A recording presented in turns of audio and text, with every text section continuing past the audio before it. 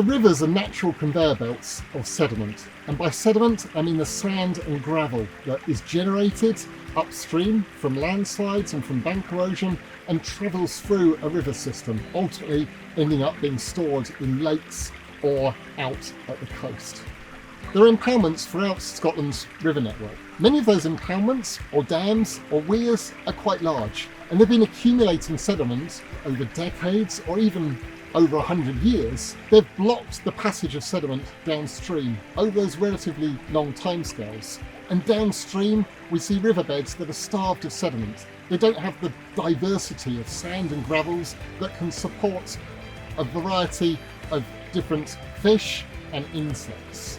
When sediment's transported downstream, it's deposited, and those deposits might have different textures. Sometimes small stones will accumulate, sometimes larger stones will accumulate, and different fish, different insects preferentially require different sediment sizes for different life stages. If we don't supply that sediment, if that sediment gets trapped behind an impoundment, that river might erode all the available sediment. It might become stripped of sediment, and we might just get bedrock exposed. And then we don't have the diversity of habitat available to all these creatures that need it during their lives. Small-scale hydropower like this in Scotland has become a very important industry for the rural communities for a number of reasons, but one of the main reasons is the revenue it brings into remote areas. The other thing that's great about them is the low impact, visual impact. There's a lot of hydro schemes in Scotland now, and you drive past them every day when you're out in the countryside, and you often won't even know they're there. And of course, the best thing about them is renewable energy. We're using a natural resource, and when they're installed, they can be running for the next 50, 100 years if they're properly maintained. So they're a long-term solution to providing good, clean, renewable energy. At the moment, the hydropower is doing amazing things for the electricity industry. I think it's really important that people are educated on hydropower. A lot of people know about solar and wind, but hydro is a massive contribution to the electricity grid as well. So we're a classic example of a small-scale hydro scheme here in the Scottish Highlands. And this scheme has been impacted by some sediment management challenges. We had massive rainfall, which brought down roughly about 250, 300 tonnes of gravel, mud and other sediment with it. It was all sitting behind the hydro wall, the intake wall there. At that point, it also potentially stops us generating as well.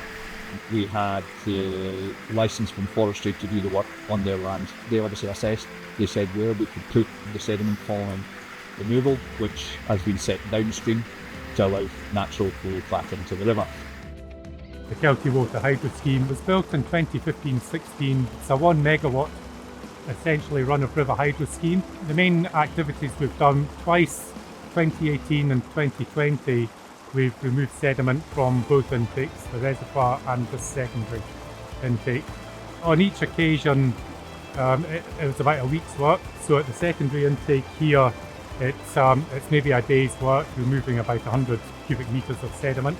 At the reservoir, it's probably about 5 days' work. It's quite a big job, just because of the distances that you have to transport the sediment once it's been removed.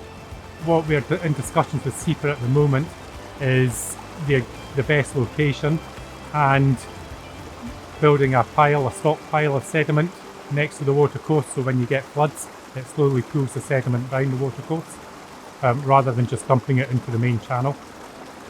I think it's really important that regulators, operators, consultants and scientists all work together to ensure that sediment management plans are as effective as they can possibly be, so that we maintain both the health of our rivers and we maximise our opportunity to generate power.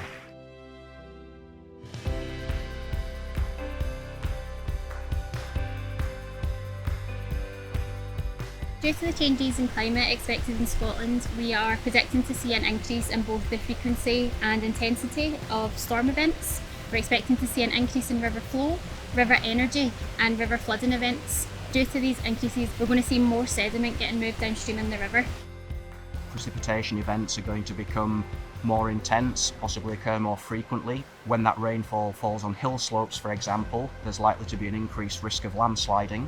So when there's a river at the bottom of that hill, there's a big influx of sediment into the river system. At the moment, in head ponds, which are the ponds that form behind the weir or the impoundment, they currently fill up with sediment, and what happens is the operators have to dredge this sediment, which is basically digging out this material and placing it downstream in the banks.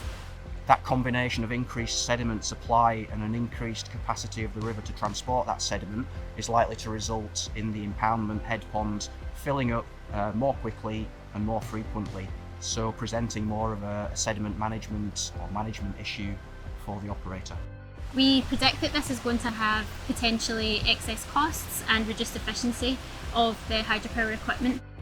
Anecdotal discussions that we've had with hydro operators over the last few years, we're beginning to see an increasing number of reports of a hydro site behaving a little bit differently. Operators have reported informally that they're seeing more sediment arriving more quickly at their particular site, and they've been making the link themselves to the effects of climate change. When we look at data from our river gauges across the country and we analyse the data from several decades, we see very clear step increases from one decade to the next in the average size of floods, and there's a very clear signal of climate change there. Looking forward to the future, as well as climate change, the rain is coming down harder, faster. That is going to affect what sits behind our Olympics. It is going to bring down a lot more sediment, bring down big rocks. To maintain the power that's being generated or the water that's being supplied from an impoundment, is important that an operator can quickly address that sediment problem.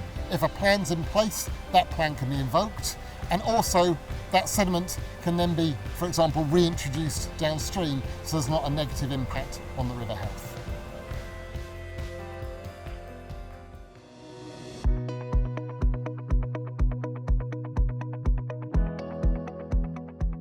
Effective sediment management is important for river ecosystems because sediment provides the building blocks that create physical habitat. There are three approaches to manage sediments in rivers with impoundments: to reduce sediment yield, to route sediments through or around impoundments, or to remove sediments from upstream of the impoundment and reintroduce them downstream. Reducing sediment yield in the upper catchment is all about thinking about where sediment is generated. So doing some mapping, walking along the river network, finding out where sediment is coming from is really crucial. Increasing the planting of trees in a catchment, both close to the river itself to reduce bank erosion, but also more broadly across the upper catchment as well to reduce sediment yields, perhaps on steeper slopes that might be vulnerable to landsliding. There are some other catchment scale sediment management practices which also have climate change benefits. For example, peatland restoration can retain water in the soil, which prevents us from reaching the rivers and thus reducing their peat flows and therefore their energy for moving sediment. We've also got woodland planting and riparian planting, which is basically just planting vegetation along riverbanks. These have the amazing benefits of capturing water into the soil, again reducing the amount of water going into the river, but the roots can create complex systems which keep the sediment in and prevent erosion, and that basically can also reduce the amount of sediment getting into the river. There are two options to route sediment at impoundments: either to bypass the impoundment and have a separate channel that routes that sediment around the impoundment, or secondly, the other option is to actually route the sediment through the impoundment, for example with a sluice gate. There are two approaches that we can take to remove sediment: either hydraulically, using the power of the river flow to remove that material, or through dredging. If we adopt an approach that uses dredging, it's really important to think about how we reintroduce that sediment to the river system, and we might want to map suitable places downstream from the impoundment so that the river can then remobilise that sediment during moderate or high flows. When we were in the design phase, I think on hindsight we didn't give enough thought to sediment management and how we remove it. It's been one of those things that you just assume will be done at the operational phase. I've never appreciated the importance of sediment transport down the river to the downstream environment, and particularly with our reservoir, when you're blocking the sediment for years, it clearly is an issue that needs to be dealt with. Proactive sediment management, we think, will lead to better environmental outcomes and very possibly better economic outcomes for the operator. If we were able to offer some advice to the operator community, it would be to think proactively about their site and sediment management issues, take a long-term view of how the site is likely to be impacted by sediment supply, come to speak to SEPA or NatureScot if relevant as early as possible in the process of planning a new scheme or varying an existing scheme. I hope that the river practitioner community can realise a proactive rather than a reactive approach to sediment management. This would be win-win for the environment, for regulators, and for impoundment owners and operators.